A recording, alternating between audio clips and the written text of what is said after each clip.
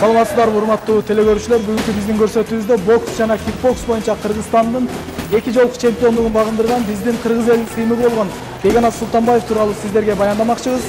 Эфирден алыстабаңыздар.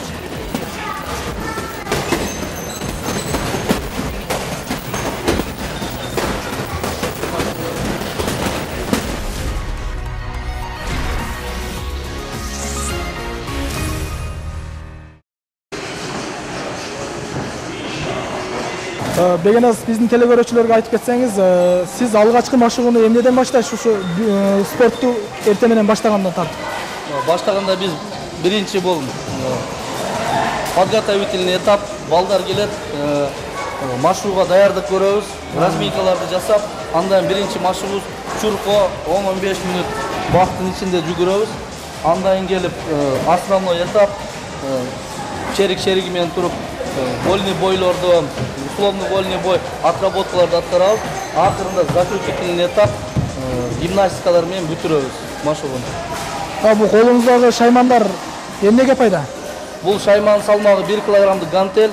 Бунун ар кыл салмагы бар, 1,5-2-3ке чейин. Бул менен балдардын ударын өстүрөбүз жана техникасын чыгарабыз гантель менен. Дагы кандай ыкмаларды колдоносуздар ушул кикбокс, боксту мындай жакшы өрчүтүш үчүн? Ыкмалар аябай көп. Балдарды кичинекей кезинен чоң деңгээлге чыгарыш үчүн аябай көп убакыт талап кылат, мээнетти. Балдардан дагы өтө шык талант керек. Аракет кылып, спаррингтер бар, вольный бойлор, сборлор, выезддер, мелдештер. Ошо энди балдар опыт алып, тажрыйба алып, өсүп өсүшөт. Беканат жөнүндө айткым келсем, ал жаш кезинен баштап өзү спорт менен машыгып, жөн эле машыкпастан спортто өтө чоң бийиктерди багындырып келди. Кыргыз Республикасынын спорттун чебери намына жетти. Спортту аяктагандан кийин машыктыруучу болуп, Ош шаардык бокс жана оор атлетика спорт мектебинде үзүрлүү эмгектенип келе жатат. Беканаттын адамдык сапаттарын айткым келет. Ал жашоодо дагы, спортто дагы өтө жөнөкөй. Ар бир бала менен өзүнчө жеке тил табыша билет. Ошол эле мезгилде Биргеш деген жанагы коллективинде кадыр баркка ээ, анан өзүнүн иш билгичтиги менен, ишке болгон дилгирлиги менен, аракети менен, ошондой эле өзүн эч качан мына жогору сезип, жогору мен деген жанагы касиеттер жок да. Жөнөкөйлүк, өзү билбеген суроолорду башка билген адамдардан сурап билүү, ошол эле мезгилде өзүнүн кемчиликтерин, өзүнүн жакшы жактарын баалап, таразага салып, жакшы баа берип, начар жактарына көп иштеген инсандардын бири катары мен сезе билемин. Ошо спортко келгенден бери эмне таптыңыз? Мындай жашооңузда өзгөрүү болдубу бир аз? Спортко келип мен биринчиден ден соолугум чын болду. Дүйнөнү кыдырдым, эл араладым жана ошондой эле Кыргызстандын патриотторун тарбиялоодамын. Ушул машыктыруучу болуп да эмгектенип жатыпсыз. Бул машыктыруучулук менен жеке спортсмендин айырмасы эмнеде? Кандай өзүнүн кандай кыйынчылыктары бар? Кыйынчылык өтө эле чоң. Жеке спортсмен бул машыгасын, өзүң салмагын кармайсың, барып мелдешке катышасың. Машыктыруучу болуп өтө кыйын. Бул бир үй бүлөнүн акасы сыяктуу. колуңда 20-30-40 адам болуп, ар бирин карап турасың, ар бирин кыялы ар кыл, ар бирин өзүнчө подход түзөсүң. Мисалы кээ бирки баланы урушсаң ал рингде аябай жакшы иштеп берет. Кээ бирки баланы мактасаң иштейт. Ошентип биринчиден балдардын психологиясын билебиз, андан кийин ошого карап подход түзөбүз балдарга. Демек, жоопкерчилик чоң. Жоопкерчилик аябай чоң. Үй бүлөнүн атасындай эле жоопкерчилиги бар, бир үй бүлөнүн. Ушул жерде мисалы бир 20-30 бала келсе дагы арасынан айрымдар өзгөчөлөнүп турат да. Ооба. Бирок ошол өзгөчөлөнгөн балдарга мамлекет тарабынан жардам болбой калган учурларда кандай жолдорду колдоносуздар? Эми баланы чыгарыш керек да. Туура айтасыздар. Көчөт өсүш үчүн суу керек да, спортсмен өсүш үчүн спонсор керек. Ошондой эле бизде балдар көп, каражат жагынан кичине кыйналгандыктан чет жакка чыкпай калат. Мамлекет деле кыйын бөлөт, бирок ал жетишерлик эмес. Ошондой балдарды биз өстүрүш үчүн спонсорлорду издештирген аракет кылабыз. Көңүл бөлүнүп атабы мамлекет тарабынан? Мамлекет тарабынан бөлүнөт. Сборный командаларга, республикалык мелдештерге тыйын акча бөлүнүп берилет. Бирок мындай кээ бирки дүйнөлүк чемпионат, Азияларга спонсорлордун жардамы менен барабыз.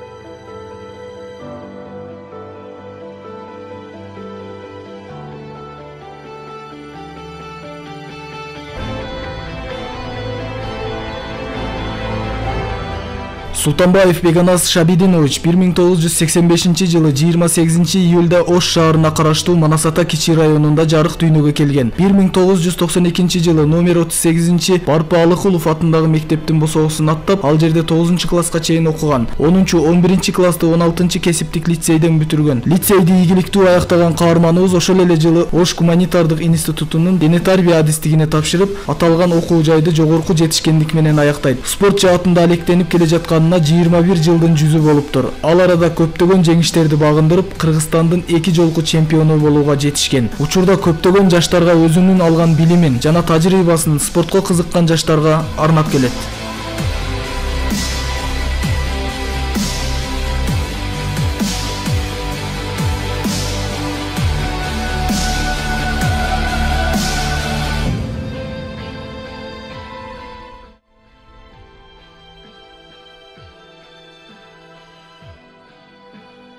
Урматтуу телекөрүүчүлөр, биз азыр Беканас Султанбаев агайыбыздан ушул бокстун же болбосо кикбокстун ыкмаларынан үйрөнүп кетсек, кандай ыкмаларды көргөзүп бересиз бизге?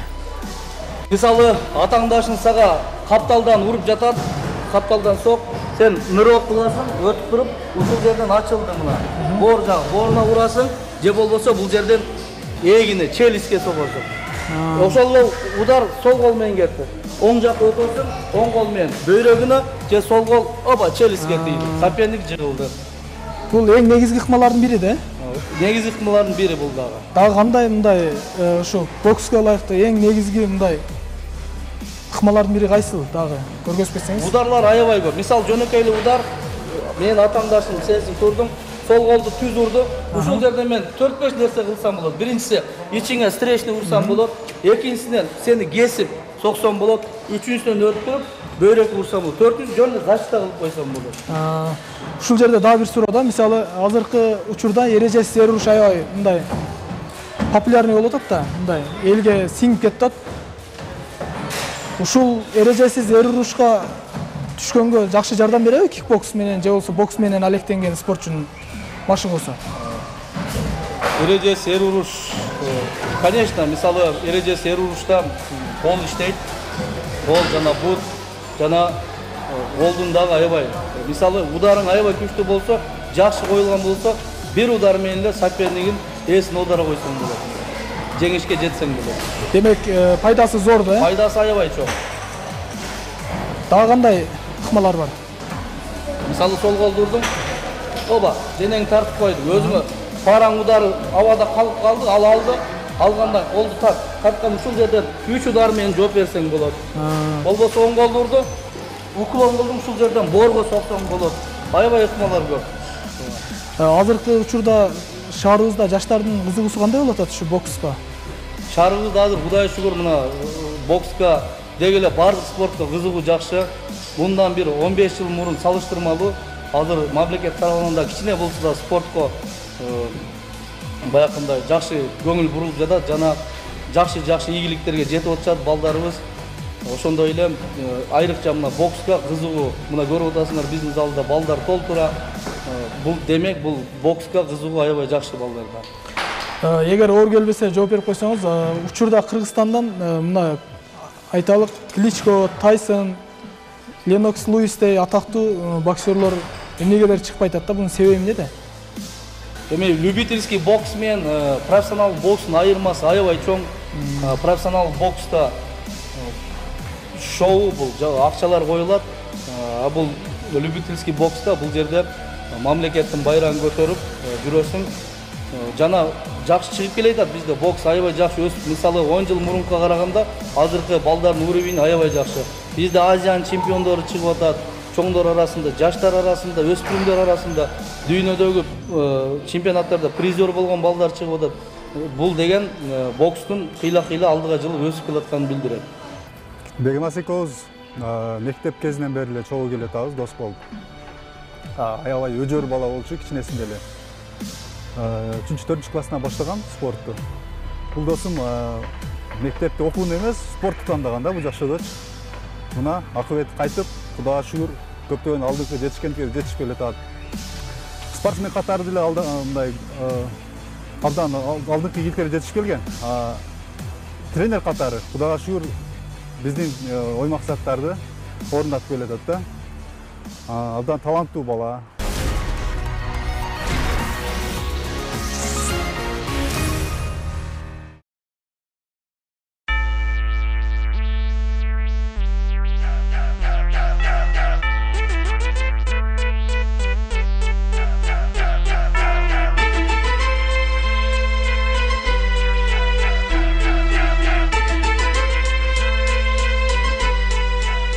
Бокс тууралуу айта турган болсок, бул спорттун түрү атайын колкаптын негизинде бири-бирин кол менен гана уруу менен чектелет. Башка спорттун түрү сыяктуу эле калыстын көзөмөлүндө болуп, 12 раундга чейин мүмкүнчүлүк берилет. Эгерде каршылашын сокку менен эсин аударган болсо, калыс 10 секундага чейин эсептейт. Ошол айтылган убакытта жыгылган адам тура албаса, нокаут же жатык тил менен айтканда эсин жоготуу болуп саналат. Ал эми бир жеринен жаракат алып, бирок дарыгерлердин уруксаты берилсе, беттеш улана берет. Эгер уруксат берилбесе, анда техникалык нокаут менен беттеште каршылашына туруп коет. Экөө тең жаракат да албаса, же болбосо бири-бирине сокку таамай тийбеген болсо, анда калыстын чечими менен кимисинде упай көп болсо, ошол мушкер утушка ээ боло алат. Бокс биздин заманга чейин 688-жылдары Грецияда пайда болгон деген так эмес маалыматтар бар. Олимпиадага кошулуп келген бокс 18-кылымдын башында Англияда популярдуулукка ээ боло баштап, учурда эң көрүмдүү жана эффективдүү спорттун тармагы болуп эсептелинет.